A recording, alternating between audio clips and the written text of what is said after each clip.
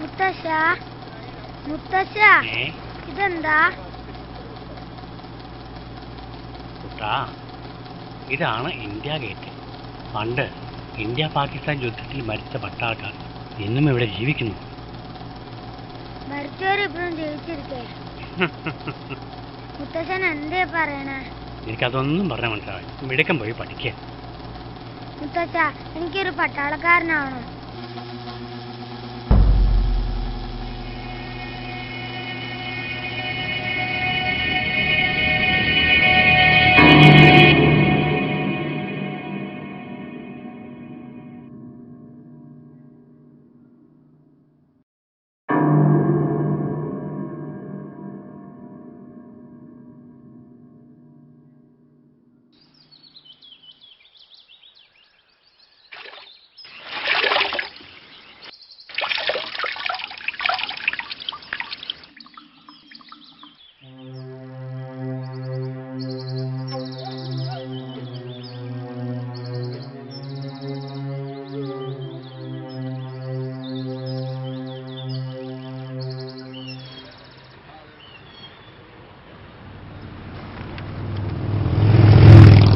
കാലാകാലങ്ങളിൽ സാധനങ്ങൾക്ക് വില കൂടുക എന്നുള്ളത് നമ്മളെല്ലാവരും കണ്ടുകൊണ്ടിരിക്കുന്നതാണല്ലോ.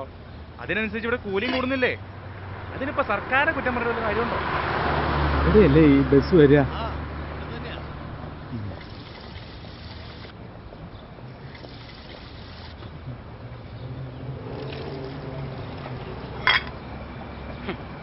അതിർത്തിയിലെ വെടിവെപ്പ്. സർക്കാർ ഇപ്പോഴും മൗനം പാലിക്കുന്നു. അത് കൊള്ളാം. സർക്കാർ ഈ അയഞ്ഞ നിലപാടിലാണെങ്കിൽ ജവാന്മാർ ഇനിയും മണ്ണിൽ വീഴും. ചേട്ടോ, ജവാന്മാരൊക്കെ മരിക്കാനുള്ളത്രേ. കണ്ടില്ലേ ഒരു മന്ത്രിപുങ്കവന്റെ പ്രസ്താവന? അതെ, ഈ മന്ത്രി ഇങ്ങനെ പറഞ്ഞാൽ എന്തത്ര തെറ്റ്? ഇതിനൊക്കെ വേണ്ടി തന്നെയല്ലേ സർക്കാർ ജവാന്മാരൊക്കെ തീറ്റിപ്പെട്ടുന്നത്.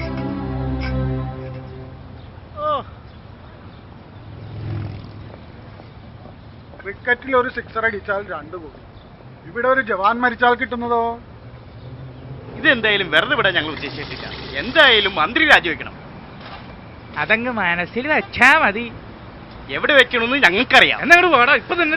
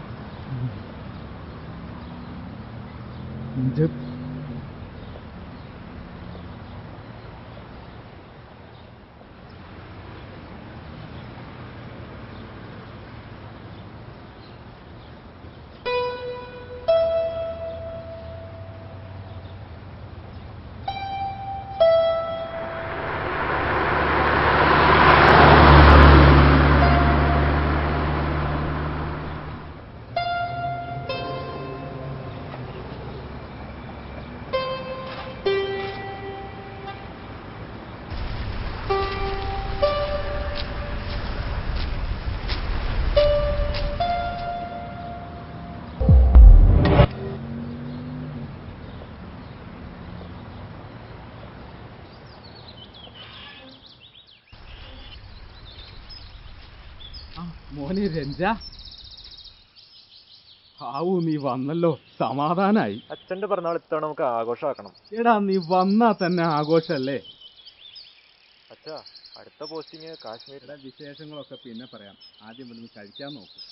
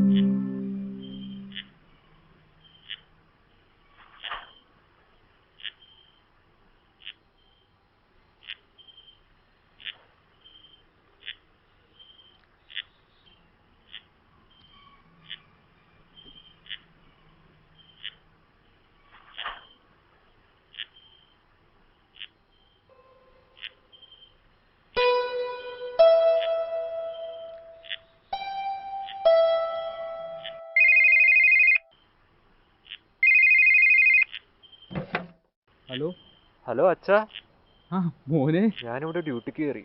ബോർഡറിലാ. എടാ നിനക്ക് അവിടുത്തെ തണുപ്പൊക്കെ പറ്റണ്ടോ? അതിർത്തിയിൽ നെഞ്ചും വിരിച്ച് വെക്കുമ്പോ എന്ത് തണുപ്പ്.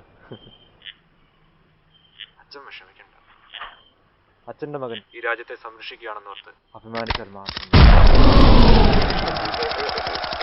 അച്ഛാ, ഞാൻ പിന്നെ വിളിക്കാം. ഹലോ എന്താടാ, എന്താ പറ്റിയേ?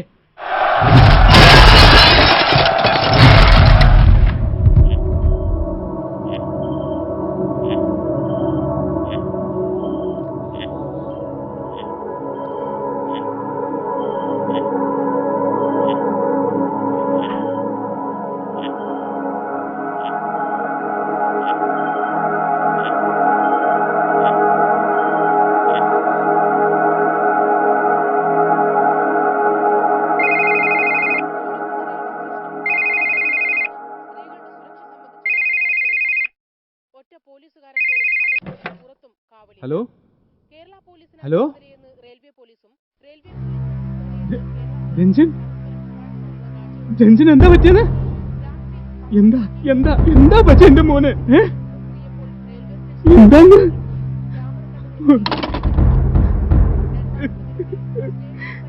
മോനെ രഞ്ജ,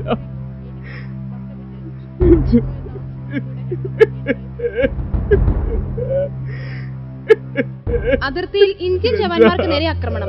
5 പേർ മരിച്ചതായി സ്ഥിരീകരിച്ചു. മരിച്ചവരിൽ ഒരാൾ മലയാളിയെ സംരക്ഷിക്കുന്നു. കൂടുതൽ വിവരങ്ങൾ പുറത്തുവിട്ടിട്ടില്ല. ഇന്നലെ വൈകിട്ട് 6 മണിയോടെയാണ് ആക്രമണം ഉണ്ടായതെന്നാണ് കിട്ടിയ വിവരം.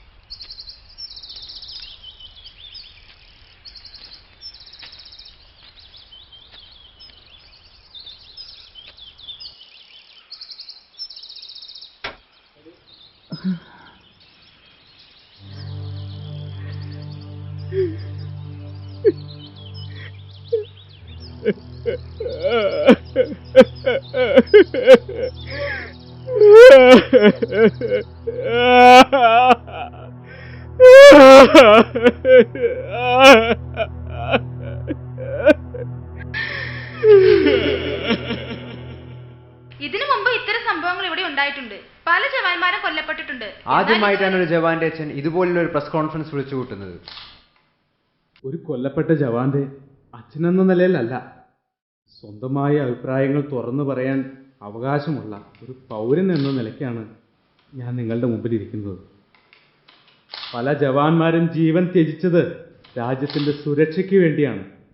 പക്ഷേ അവരുടെ മരണം പോലും ചില അധികാരമോഹികൾ ദുരുപയോഗം ചെയ്യുകയാണ്. തോക്കുകളുടെ അകമ്പടിയോടെ സുരക്ഷാ വലയത്തിലിരിക്കുന്ന ഒരു മന്ത്രിക്കും ഇവരുടെ മരണത്തെ പുച്ഛിച്ച് സംസാരിക്കാൻ അവകാശമില്ല. ഒരു മകന്റെ വിയോഗമെന്ന് പറയുന്നത് ഒരച്ഛൻ്റെ സ്വകാര്യ ദുഃഖമാകാം. പക്ഷേ ഒരു ജവാന്റെ വിയോഗം ഒരു നാടിന്റെ നഷ്ടമാണ്. ഒരു ജവാന്റെ മരണത്തിന്റെ പേരിൽ ഇവിടെ ഒരു യുദ്ധം പ്രഖ്യാപിക്കണമെന്ന് ഞാൻ പറയുന്നില്ല. പക്ഷേ ഇവിടുത്തെ ഭരണാധികാരികൾ പരസ്പരം പോരാടാതെ നട്ടലോടെ ലോകത്തിന് മുന്നിൽ നിവർന്നു നിന്നാൽ നമ്മെ തൊടാൻ പോലും ഒരു ശക്തിക്കുമാകില്ല.